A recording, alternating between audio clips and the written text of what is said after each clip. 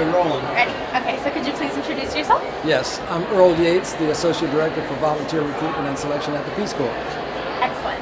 So Mr. Yates, what brought you to MCC 2012? Well, some of my colleagues learned from a prior connection that the Millennium Campus Network was having this meeting here in Boston at this time, and we wanted to have a representation to it, because from what we heard, it would be a gathering of students from around the country who are in college, who have already expressed an interest in international service, and we thought it was an opportunity to make them aware of Peace Corps, which we think is one of the best opportunities to prepare for international service.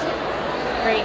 And so now, what's the significance of having 1,200 young students together discussing the big issues? Oh, not to gush about this, but it's a gold mine for us. I mean, these are folks who are clearly prepared, have made their own personal decisions that they will do international and domestic volunteer service, that they have a lot to contribute, as indicated in some of the exchanges that we see here.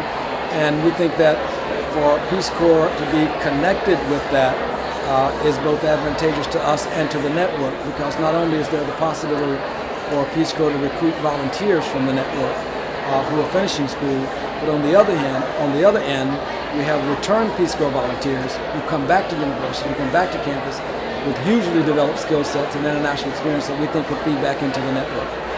Great. Yeah. So now, what inspires you to do the work that you do? The Peace Corps mission is just unparalleled in importance. I think it's, and I've heard a lot of people say that Peace Corps volunteers are just the best ambassadors that the United States has around the world. Excellent. And so now, what were you doing at age 20? Yeah, as I said, I have to think back about that. It's been more than a few years. I was a sophomore in college at Howard University in Washington, D.C., studying Spanish and French, and that experience was one that opened my eyes to the world. Prior to that, my life experience was that I had very little awareness of things international. So at Howard University, through the study of foreign languages, I became involved eventually in international development, and have done that for some 25 plus years now. Excellent. And so lastly, do you feel a special energy here among all of the students? Oh, last night, yes, absolutely. Last night I came to a session before speaking at a session this morning, and I got there a little early, and there were very few people, and I was thinking, okay, what's going on? Is this going to be a bust?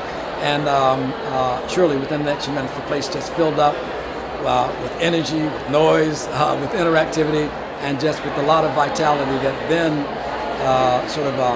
manifested itself in just a great panel and excellent questions about the question of volunteer service at home and abroad, and the recognition by all involved that those were interactive, collaborative endeavors rather than being at odds with each other.